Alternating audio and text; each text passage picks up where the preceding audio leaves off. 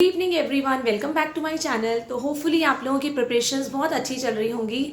So this is a special request from one of my subscriber कि मैं TSSB PGT political science पे एक video बनाऊं, एक डिटेल वीडियो बनाऊं, जिससे आपको पता लग सके कि हमारा सिलेबस जो है एक्चुअली में क्या है और हमें कहाँ तक कंप्लीट करना है।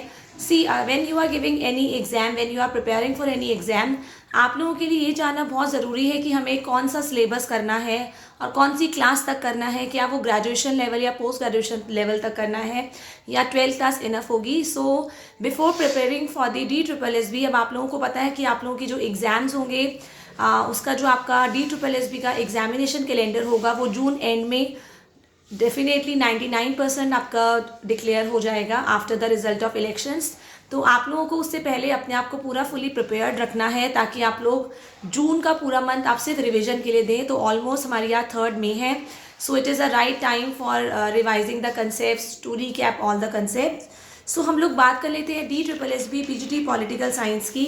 तो फर्स्ट ऑफ ऑल, अगर आप लोगों की बेसिक्स बहुत क्लियर हैं इसको लेके, तो आप लोगों को स्टार्ट करना है क्लास 9 से, क्योंकि जो थोड़ा सा हार्ड सिलेबस है, कॉम्प्लेक्स सिलेबस है, वो आपका क्लास 9 से ही स्टार्ट होता है।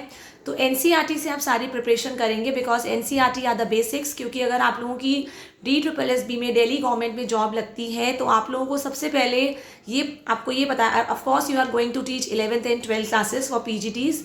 तो आप लोगों का उनका कंटेंट आना आप लोगों को बहुत ज़रूरी है, otherwise it is useless.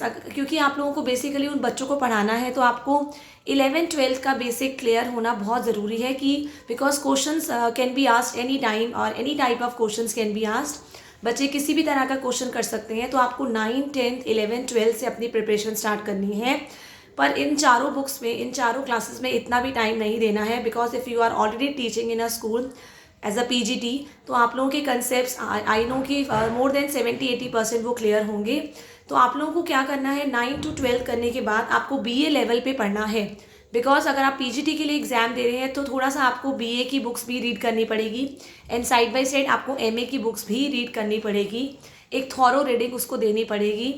As मैं आपको ये बता देती हूँ कि हमारा जो PGT पॉलिटिकल साइंस का पेपर होता है, ये आपका बेसिकली 5 कैटेगरीज में या 5 टॉपिक से बेसिकली लिया जाता है। इसका एग्जैक्ट सिलेबस DSSB भी रिलीज नहीं कर सकती है, questions are unpredictable, but yes हम कुछ इसकी बाउंड्री बना सकते हैं कि हमें क्या क्या चीज़ें डेफिनेटली करनी ही करनी है विदाउट एनी फेल। तो आपकी फर्स्ट ऑफ ऑल जो आपका थ्योरी आ जाती है इसकी, आपकी पॉलिटिकल साइंस के अंदर, तो आपको थ्योरी पर सबसे पहले आपको इसका ध्यान रखना है। आफ्टर दैट आपकी वेस्टर्न पॉलिटिकल थिंकर्स की पूरा डिटेल आपको पढ़नी है।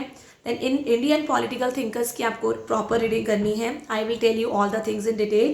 देन आपका इंडियन कॉन्स्टिट्यूशन आ जाता है। देन आपकी इंटरनेशनल रिलेशंस आ जाते हैं। नाउ पॉलिटिकल थ्योरी में आपको करना क्या है, जैसे आपके राजनीतिक सिद्धांत होते हैं, लिबर्टी होती है, स्वतंत्रता होती है, इक्वालिटी आपकी समानता, जस्टिस न्याय आपको पता होना चाहिए। आपको डेमोक्रेसी लोकतंत्र के बारे में पूरा नॉलेज होना चाहिए। आपको अपने अधिकार पता होना चाहिए, rights, what are your rights, what is the citizenship, that is नागरिकता। अगर आप हिंदी के स्टूडेंट हैं तो आप हिंदी में समझ सकते हैं, if you are from English background तो आप इंग्लिश में समझ सकते हैं। देन आपका लिबरलिज्म आ जाता है, उदारवाद, आपका सोशलिज्म आ जाता है, इसमें समाजवाद। ये सारे आपके पॉलिटिकल थ्योरी के टॉपिक्स हैं। देन सेक्युलरिज्म ऑल्सो, धर्मनिरपेक्षता आपको ये पता होना चाहिए। देन वेस्टर्न पॉलिटिकल थिंकर्स में आपको प्लेटो, आपने नाम सुना होगा, एरिस्टोटल की आपकी कार्ल मार्क्स, JS मिल, जॉन रॉल्स, ये सारे के सारे आपको इनके थिंकर्स के बारे में पता होना चाहिए। They are from western political thinkers, right.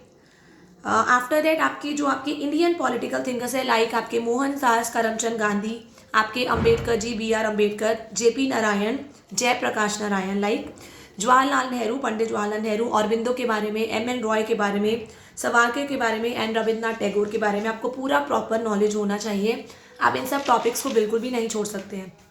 Then आपका इंडियन कॉन्स्टिट्यूशन किस तरह से बना, इसके जितने भी आर्टिकल्स हैं, इसमें राइट्स हैं, जो आपकी ड्यूटीज़ हैं, इसके स्केड्यूल्स हैं, आपकी देन प्राइम मिनिस्टर के बारे में, आपकी चीफ मिनिस्टर के बारे में, सुप्रीम कोर्ट के बारे में, आपका हाई कोर्ट के बारे में, आपकी पूरा पार्लियामेंट के बारे में, पार्लियामेंट में आपके जो भी आपके लोकसभा होती है, राज्यसभा होती है, उसके बारे में। देन चुनाव, इलेक्शन कमीशन ऑफ इंडिया के बारे में, पंचायती राज के बारे में, नीति आयोग के बारे में, जो भी राज्यों का निर्माण है किस तरह से हुआ, आपकी सारी पॉलिटिकल पार्टीज़ के बारे में आपको सब कुछ पता होना चाहिए। एंड प्री एम्पल के बारे में हमारे देन आपकी नेक्स्ट आपकी आ जाते हैं इंटरनेशनल रिलेशंस, कि हमारे इंडिया के रिलेशंस अब कौन सी कंट्री के साथ कहते हैं।